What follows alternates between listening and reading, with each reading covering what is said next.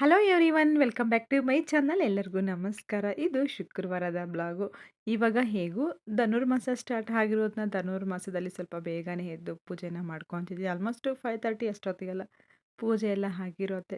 ಬ್ರಾಹ್ಮಿ ಮುಹೂರ್ತಲ್ಲೇ ಪೂಜೆ ಎಲ್ಲ ಮುಗಿಸ್ಕೊತಿದ್ನಿ. ಹಾಗೆ ಶುಕ್ರವಾರದ ಹೊತ್ತು ನಾವು ತುಪ್ಪ ದೀಪ ಹಚ್ಚೋದ್ರಿಂದ ತುಂಬಾ ವಿಶೇಷವಾಗಿರುತ್ತೆ. ಹಾಗೆ ಆ ತುಪ್ಪ ದೀಪಕ್ಕೇನೆ ಸ್ವಲ್ಪ ಜವಾದಿ ಪೌಡರ್ನ ಸೇರಿಸ್ಕೋಬೇಕು. ಸೊ ಅದರ ಕಂಪ್ಲೀಟ್ ಡೀಟೇಲ್ಸ್ ಎಲ್ಲ ನಾನು ಇದೇ ವಿಡಿಯೋದಲ್ಲೇ ತಿಳಿಸ್ಕೊಡ್ತೀನಿ. ಹಾಗೆ ಫ್ರೆಂಡ್ಸ್, ನನ್ನ ಚಾನಲ್ ಏನಾದರೂ ಫಸ್ಟ್ ಟೈಮ್ ಮಾಡ್ತಿದ್ರೆ ಸಬ್ಸ್ಕ್ರೈಬ್ ಮಾಡ್ಕೊಳ್ಳಿ.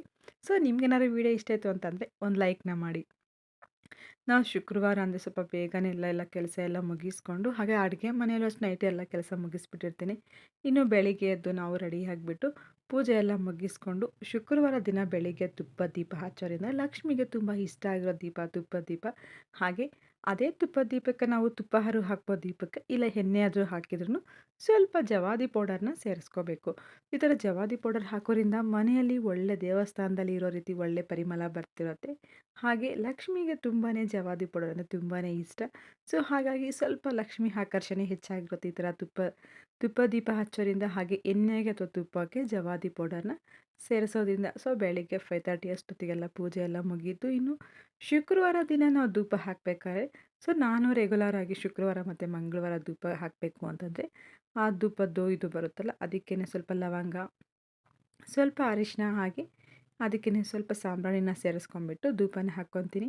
ಆ ಧೂಪನ ಮನೆಯಲ್ಲೆಲ್ಲನೂ ಇರಿ ಮೂಲೆ ಮೂಲೆಗೂ ಸೇರಿಸ್ಕೊಂಡು, ಹಾಗೆ ಬಾಗಿಲು ಮುಂದೆ ಹೊರಗಡೆ ಈ ಥರ ಧೂಪ ಹಾಕೋದ್ರಿಂದ ಸೊ ನಮ್ಮ ಮನೇಲಿ ಏನಾದ್ರು ನೆಗೆಟಿವ್ ಎನರ್ಜಿ ಇದ್ದರೆ ಹೋಗುತ್ತೆ. ಹಾಗೆ ಶುಕ್ರವಾರ ಮತ್ತು ಮಂಗಳವಾರ ಈ ಥರ ಧೂಪ ಹಾಕೋದ್ರಿಂದ ಮನೆಗೆ ತುಂಬಾ ಒಳ್ಳೆಯದು.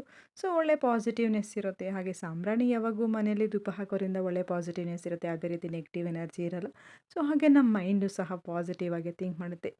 ಅದೂ ಬೆಳಿಗ್ಗೆ ಈ ಥರ 5:30ಗೆ ಪೂಜೆ ಮಾಡ್ತಿದ್ರೆ ಮನಸ್ಸಿಗೆ ತುಂಬಾ ನೆಮ್ಮದಿಯಾಗಿ ಅನಿಸುತ್ತೆ. ಸೊ ನಮಗೂ ಕೆಲಸ ಮಾಡೋಕ್ಕೊಂದು ಸ್ವಲ್ಪ ಇಂಟ್ರೆಸ್ಟ್ ಆಗಿರುತ್ತೆ, ಒಳ್ಳೆ ಪಾಸಿಟಿವ್ನೆಸ್ ಆಗಿ ಇರುತ್ತೆ. ಸೊ ಹಾಗೆ ಧೂಪ ಎಲ್ಲ ಹಾಕಿದ ಮೇಲೆ ಇನ್ನು ಪೂಜೆ ಎಲ್ಲ ಮುಗೀತಲ್ಲ. ಇವತ್ತಂತೂ 5:30ಗೆ ತುಂಬಾ ಚೆನ್ನಾಗಿ ಪೂಜೆ ಆಯಿತು. ಇನ್ನು ಪೂಜೆ ಎಲ್ಲ ಮುಗಿಸ್ಕೊಂಡು ಈಗ ಕಿಚನ್ಗೆ ಬಂದೆ.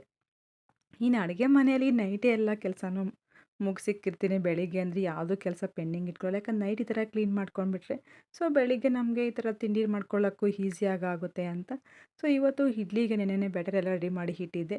ಮೊದಲಿಗೆ ನನ್ನ ಮಗಳಿಗೆ ಇಡ್ಲಿನ ಮಾಡಿಕೊಟ್ಬಿಟ್ರೆ ಆಮೇಲೆ ನಮಗೆ ನಿಧಾನಕ್ಕೆ ಮಾಡ್ಕೊತೀನಿ ಅಂತ. ಸೊ ಅವಳಿಗೂ ಇಡ್ಲಿ ಬ್ಯಾಟರ್ಗೆ ಸ್ವಲ್ಪ ಇವತ್ತು ರವೆ ಇಡ್ಲಿ ಮಾಡ್ತಿರೋದು. ಸೊ ಆದಷ್ಟು ಜಾಸ್ತಿ ರವೆ ಇಡ್ಲಿನೇ ಮಾಡ್ತೀನಿ. ಅಕ್ಕಿ ಇಡ್ಲಿ ಅಷ್ಟೊಂದೇನು ಇಷ್ಟ ಆಗಲ್ಲ ನಮಗೆ. ಅದಕ್ಕೇ ಉಪ್ಪು ಹಾಕಿಬಿಟ್ಟು ಚೆನ್ನಾಗಿ ಮಿಕ್ಸ್ ಮಾಡ್ಕೊಂಡು ಒಂದು ಸ್ವಲ್ಪ ಸಕ್ಕರೆನೂ ಹಾಕಿ ಮಿಕ್ಸ್ ಮಾಡಿ ಇಟ್ಟಿದ್ದೀನಿ. ಸೊ ಸಕ್ಕರೆ ಹಾಕೋದ್ರಿಂದ ಇಡ್ಲಿ ಸ್ವಲ್ಪ ಟೇಸ್ಟಿಯಾಗಿಯೂ ಇರುತ್ತೆ, ಹಾಗೆ ಒಳ್ಳೆ ಫ್ಲಫಿನೆಸ್ಸು ಬರುತ್ತೆ. ಇವಾಗ ಅದನ್ನು ಸಹ ಒಂದು ಇಡ್ಲಿ ಮೋಲ್ಡ್ಗೆ ಹಾಕ್ಕೊಂಬಿಟ್ಟು ಇದನ್ನು ಇಡ್ಲಿ ಸ್ಟೀಮ್ಗೆ ಇಕ್ತಿದ್ದೀನಿ. ಸೊ ಇಡ್ಲಿ ಹಾಕೋ ಅಷ್ಟೊತ್ತಿಗೆ ಇನ್ನೊಂದು ಕಡೆ ಚಟ್ನಿನೂ ಪ್ರಿಪೇರ್ ಮಾಡ್ಕೊತಿದ್ದೀನಿ. ಸೊ ಇವತ್ತು ಮಾಡ್ತಿರೋದಂತೂ ಒಂದು ಒಳ್ಳೆ ಸಖತ್ತಾಗಿರೋಂಥ ಚಟ್ನಿ. ತುಂಬಾ ಚೆನ್ನಾಗಿರುತ್ತೆ. ಇಡ್ಲಿ ಮತ್ತು ಚಟ್ನಿ ಕಾಂಬಿನೇಷನ್ನು ಸೂಪರಾಗಿರುತ್ತೆ. ಆ ಇಡ್ಲಿ ಒಂದು ಕಡೆ ಇಡ್ಲಿ ಕುಕ್ಕರು ವಿಸಿಲ್ ಬರೋಷ್ಟೊತ್ತಿಗೆ ಈ ಕಡೆ ಚಟ್ನಿನೂ ಪ್ರಿಪೇರ್ ಮಾಡ್ಕೊಳ್ಳೋಣ. ಇವತ್ತು ಮಾಡ್ತಿರೋ ಚಟ್ನಿ ಅಂತೂ ಕೊಬ್ಬರಿ ಮತ್ತು ಕಡಲೆಪಪ್ಪನ್ನ ಬಳಸ್ಕೊಂಡು ಇನ್ಸ್ಟೆಂಟಾಗಿ ಮಾಡ್ಕೊಂಬಿಡ್ಬೋದು. ಇದಕ್ಕೆ ಯಾವುದೇ ರೀತಿ ಕಡಲೆ ಬೀಜ ಆಗಿರ್ಬೋದು, ಕಡಲೆಪಪ್ಪು ಏನೂ ಫ್ರೈ ಮಾಡೋ ಅವಶ್ಯಕತೆನೇ ಇಲ್ಲ. ಸೊ ನಮಗೆ ಚಟ್ನಿ ತಿನ್ನಬೇಕು ಅನ್ನಿಸ್ದಾಗ ಇನ್ಸ್ಟೆಂಟಾಗಿ ಈ ಥರ ಮಾಡ್ಕೊಂಬಿಡ್ಬೋದು. ಸೊ ಇದಕ್ಕೆ ಸ್ವಲ್ಪ ಹಸಿ ಕೊಬ್ಬರಿ ಹಾಗೆ ಸ್ವಲ್ಪ ಕಡಲೆಪಪ್ಪನ್ನ ಸೇರಿಸ್ಕೊಂಡಿದ್ದೀನಿ.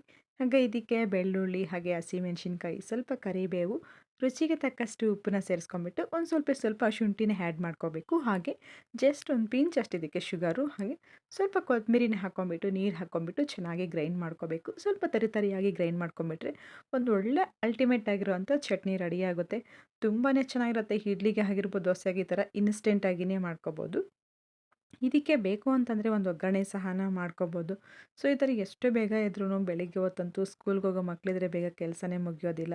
ಸೊ ಹಾಗೆ ಕೆಲಸ ಅಂತೂ ಎಷ್ಟು ಬೇಗ ಮಾಡಿದ್ರೂ ಆಲ್ರೆಡಿ 9 ಗಂಟೆ ಆಗೋಗ್ಬಿಟ್ಟಿರುತ್ತೆ ಇಷ್ಟೆಲ್ಲ ಮಾಡೋಷ್ಟೊತ್ತಿಗೇ.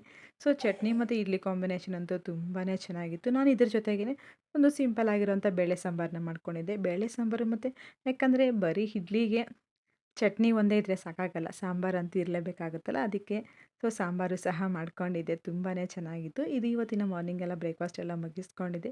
ಸೊ ಫ್ರೆಂಡ್ಸ್, ನಿಮಗೆ ಈ ವಿಡಿಯೋ ಹೇಗೆ ಅನ್ನಿಸ್ತು, ಹಾಗೆ ನಿಮ್ಗೇನಾದ್ರು ಇಷ್ಟ ಆಗಿತ್ತು ಅಂತಂದರೆ ಒಂದು ಲೈಕ್ನ ಮಾಡಿ, ನಿಮ್ಮ ಫ್ರೆಂಡ್ಸ್ಗೆ ಫ್ಯಾಮಿಲಿ ಮೆಂಬರ್ಸ್ಗೆಲ್ಲ ಶೇರ್ ಮಾಡಿ.